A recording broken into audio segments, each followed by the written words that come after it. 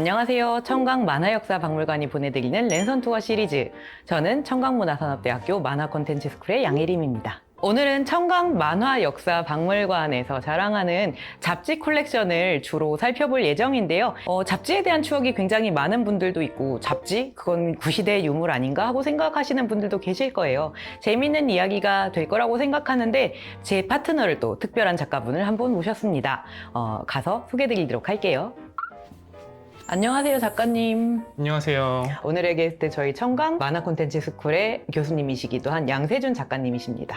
안녕하세요. 만화가세주입니다. 뭐 보고 계셨어요? 여기 만화 잡지들, 예전에 제가 어렸을 때 모았던 잡지들도 되게 많아서 네네. 그것들 보면서 좀 추억에 많이 빠져 있었습니다. 아, 그쵸. 저도 처음에 만화역사박물관 찾아왔을 때 이 코너에서 제일 오랜 시간을 보냈던 것 같아요. 오늘 잡지에 대해서 같이 나눌 이야기가 굉장히 많은데요. 일단 여기 코너에 있는 잡지들도 그렇고 따로 준비한 잡지들도 있으니까 이동해서 작가님 소개 조금 더 자세히 드리고요. 저희와 함께 잡지의 세계에 한번 빠져보시는 걸 추천드립니다.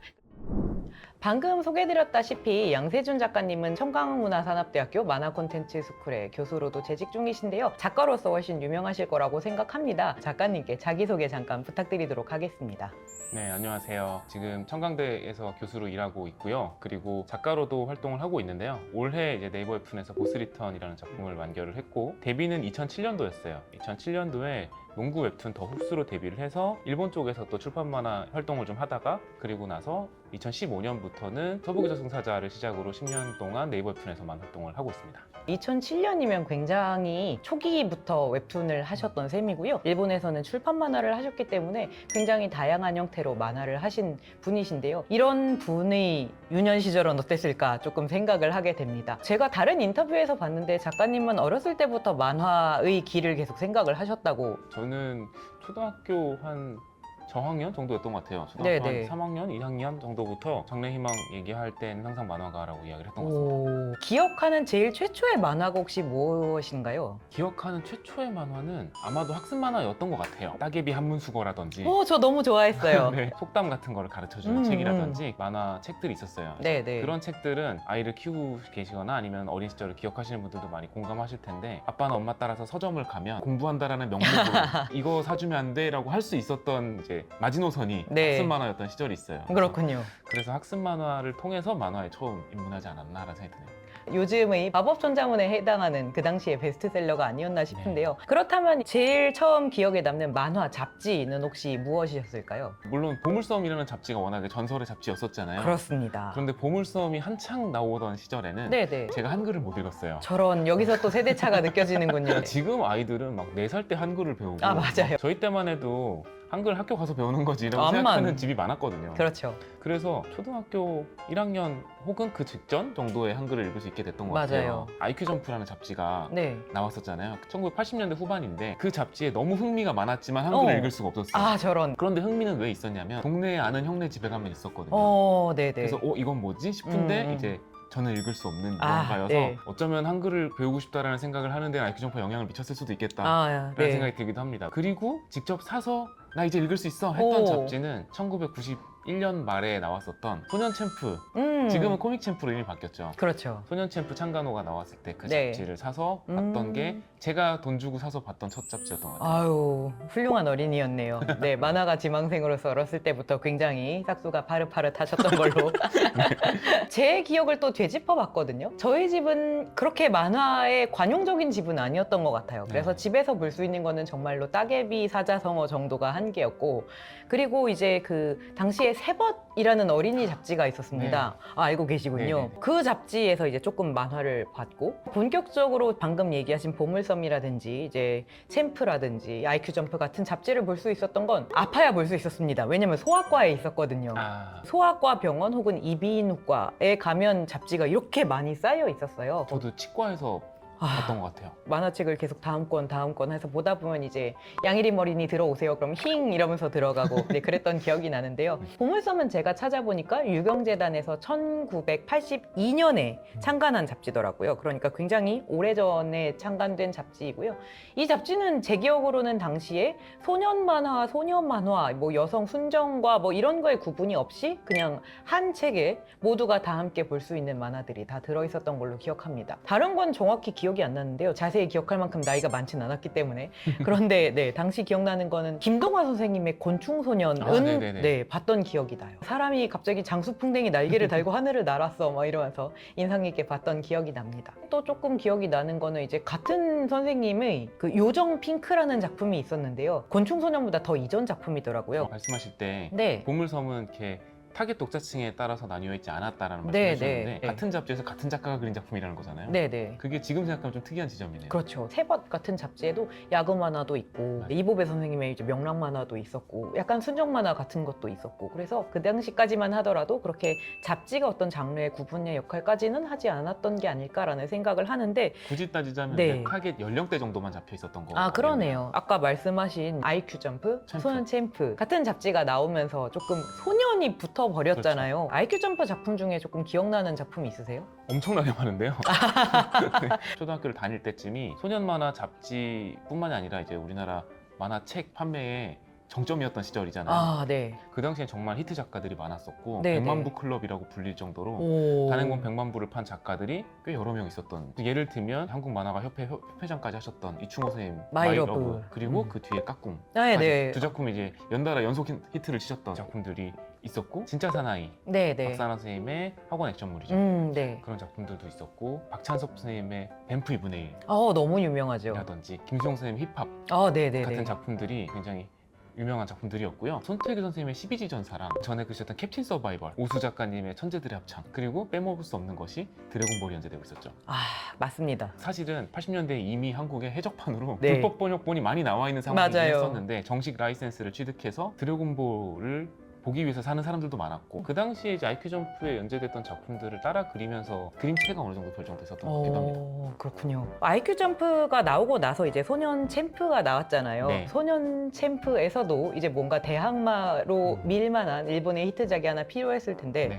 네, 그것이 무엇일까요? 그 유명한 슬램덩크죠. 그렇죠. 몇 년 전에 네네. 극장판이 나오면서 또 다시 이슈가 된 작품이기도 한데, 90년부터 연재한 작품이거든요. 92년도에 이제 슬램덩크가 다 로컬라이징 된 채로 들어왔었죠. 그때는 그렇죠. 한국 이름. 강백호, 서태훈 같은 이름으로 네, 연재가 네. 됐었고, 가장 기억에 남는 작품이라고 한다면 역시나 이명진 선생님의 어쩐지 좋은 일이 생길 것 같은 저녁. 고등학생이었던 이명진 선생님이 그러니까요. 그렸던 작품인데 우리나라 최초의 100만 부 판매 작품이거든요. 네네. 어마어마한 오. 히트작이었고, 그때 생각해보면 X세대들의 반란 같은 분위기가 있었던 것 같아요. 맞아요. 서태지와 아이들이 20대 초반에 가요계를 휩쓸고 시대를 상징하는 작품이었던 것 같아요. 마법사의 아들 코리가 소년 챔피언. 그렇군요. 이게 나중에 네. 애니메이션 됐었거든요. 맞습니다. 네. 알라깔라 또깔라미띠.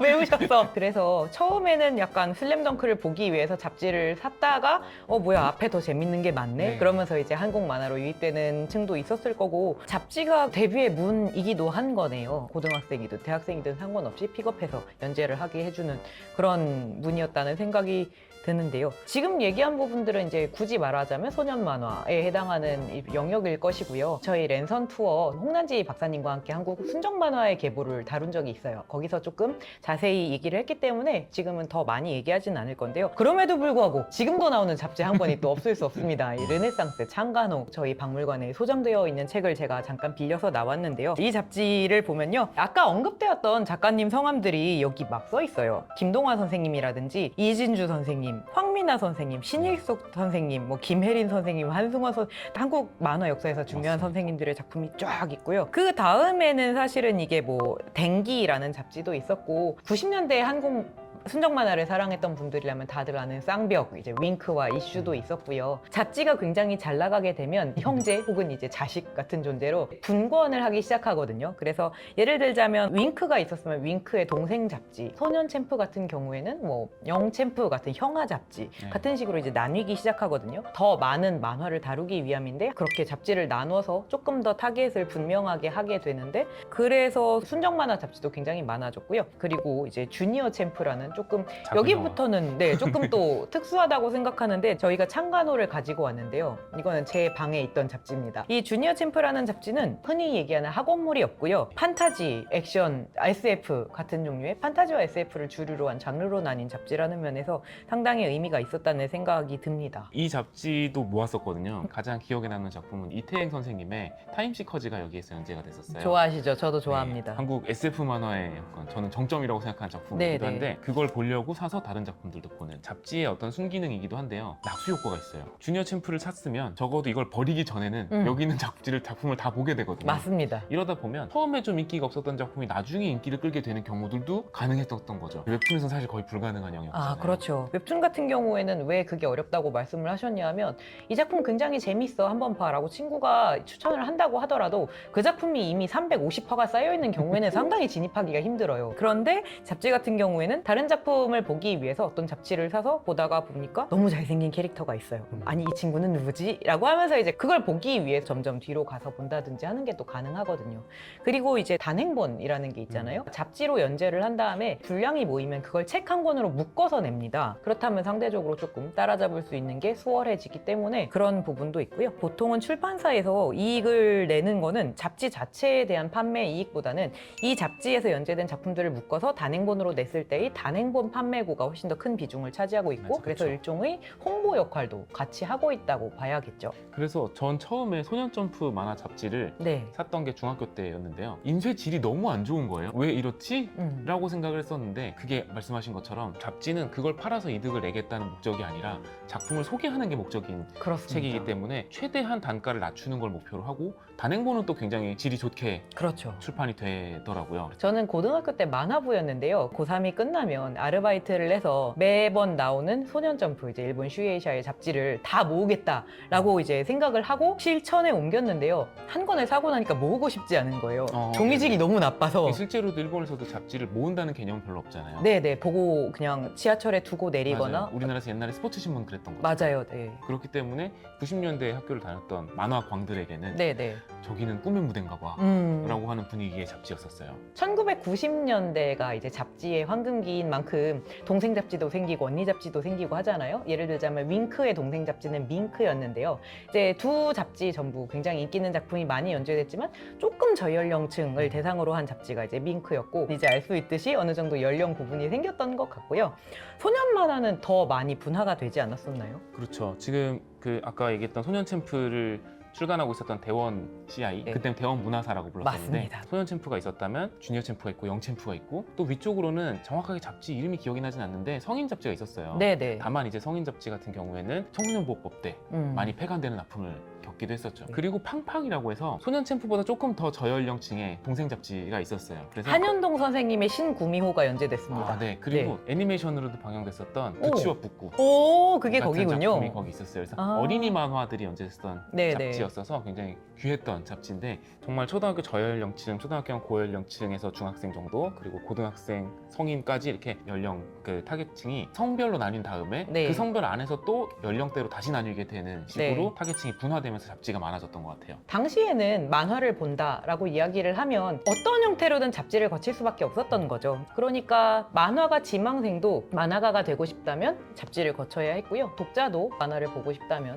만화 잡지를 거쳐야 했던 만화의 가장 핵심적인 존재였다고 볼 수가 있겠네요. 여러분은 어떠세요? 최근에 만화 잡지를 본 적이 있으세요? 아마 많지 않으실 겁니다. 그렇다면 그 많던 잡지는 다 어디로 간 것이며 그렇다면 요즘 사람들은 무엇을 통해서 잡지를 보고 있는가? 여기 계신 이분은 잡지가 없어졌는데 어떻게 데뷔를 했는가?